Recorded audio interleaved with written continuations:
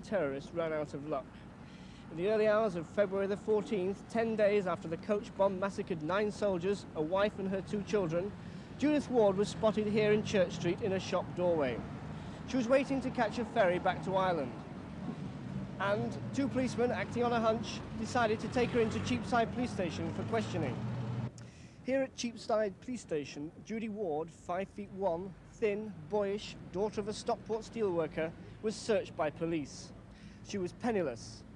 In her anorak, they found a false driving licence, a detailed hand-drawn map of Manchester Airport, and a notebook with the words "Provos Unite" written on the outside. The English-born girl, whose fanaticism had led her to the inner courts of the Provisional IRA, had curiously escaped arrest after the bomb blast at Euston Station, despite traces of explosives being found on both her hands. This time, police didn't let her go. One of the victims of the M62 bomb blast was Fusilier Stephen Whaley. What sort of boy was Stephen? He was a quiet boy. You know, he was always full of life. Mm. He didn't have many girlfriends, but he liked to go dancing and, you know, having a good time. Did he always want to go in the army, even when he was at school? Oh yes, I think from being about 6 months old. Did he? Mm-hmm. We used to put them little tiny models, the Airfix. There's hundreds of them in that cupboard, you know, even up while he was in the army. So toy soldiers? And yeah, he used to come home on leave and we'd be all over. Judy Ward went to this school, Belmont Secondary in Heaton Norris. She left in 1964, barely remembered by staff and classmates because she was so quiet, almost withdrawn. She left the area almost right away and got a job as a stable girl down in Wiltshire. When you first went to Belfast, how did you feel then? Terribly worried. Yeah. He went on the day he was 18. Did you ever think that he might get hurt? Or? No. Between 1966 and 1970, she lived in Ireland, working in stables at Dundalk, a fierce Republican stronghold near Newry. It was here she met the IRA men that made the nightly raids over the border. And it was here that she adopted the Republican cause. The last day you spent together, what happened? Well, he came home on the Friday, and it was about 8:30, and you know, everything seemed to point to it, you know, in the conversation. These things, you don't pick them up at the time. The minute he came in, he was talking about the army had asked him to take some insurance out. You know, and well, I don't know. I think you do get warnings before these things happen. What else? And he came up the stairs, and them stairs always creak, but there wasn't a sound. In February 1971, she returned home to Stockport and enlisted in the Women's Royal Army Corps. She did her basic training at Guildford and was later sent to the Signals Regiment at Aldershot and Catterick. And while at Catterick, she used the bus service that linked the camp with the Chorlton Street bus station in Manchester, where the bomb was later to be planted. When did you hear that something had happened? On the Monday morning. What time? I was getting up for work when the police came about 7:10. What did you feel then? Well, it was shock.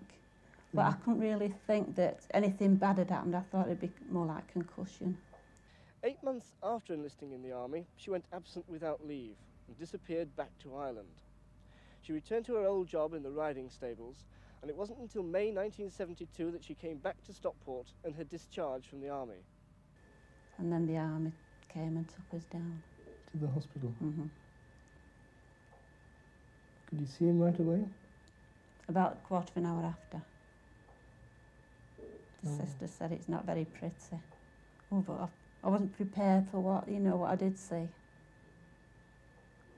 Because, oh, it was terrible. How bad was it? Oh, from the waist down, it was,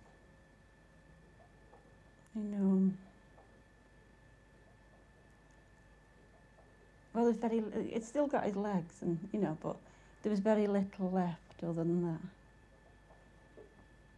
And he'd got, plaster of Paris right up to his waist, and it was just red. And the following morning they took the plaster off it, you know, on the top to see the extent of the damage, but it was awful. When I got there, he said to me, you know, he kept dozing off. He said to me, "Hiya, Mum, will you fetch me records?" I said, "Hiya, Steve, you're a right and you aren't." He said, "I can't help it if the IRA have put a bomb on the coach." From then on, she became increasingly involved with the IRA. She became a gun runner between Dublin and Belfast, and she handed over a diagram of the barracks at Aldershot, where a bomb was later to go off, killing 7 people. And in September last year, she handled the bomb that was to be planted at Euston Station, injuring 12 people. How did you feel then about the people who put the bomb on that bus? I hated him. I still do. Well, myself, I think they should be made to go and see the damage they've done. After her part in the Euston Station bombing, Judy Ward was sent here to the Longsight district of Manchester. Living somewhere in this area were Britain's most hunted terrorists, Kieran McMorrow and his girlfriend Marlene Coyle, wanted in connection with numerous bombing incidents throughout the country. They posed as Mr. and Mrs. John Hardy, and according to Judy Ward's court evidence, it was McMorrow who planted the bomb on the M62 coach. And according to Judy Ward again, there were only 3 people that knew of the plot: McMorrow, Marlene Coyle, and Judy Ward herself. Judy Ward kept the coach bomb in a caravan here at Bellevue, Manchester, where she worked last January with Chipperfield Circus. For 2 nights before she handed the bomb over, she slept with it in the caravan. On the evening of February the 3rd, only hours before the coach exploded, Judy Ward got extremely drunk in a pub in Oxfordshire near Chipperfield's winter headquarters. 8 days later, she drove the car containing the bomber who blew up part of the National Defence College at Latimer in Buckinghamshire. 2 days after that, she was caught, and Judy Ward's days as a terrorist were over.